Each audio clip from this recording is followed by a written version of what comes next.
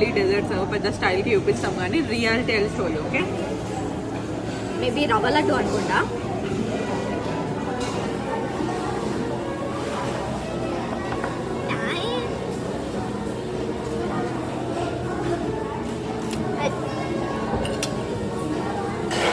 ఏదో ఇంకా బ్రెడ్ పైన షుగర్ వేసి చేస్తారు.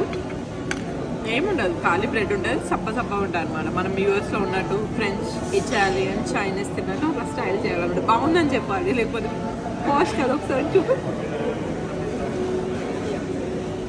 ఈ క్రౌడ్కి మనం అలానే బిహేవ్ చేయాలి, బట్ టేస్ట్ మాత్రం చాలా హృదయం.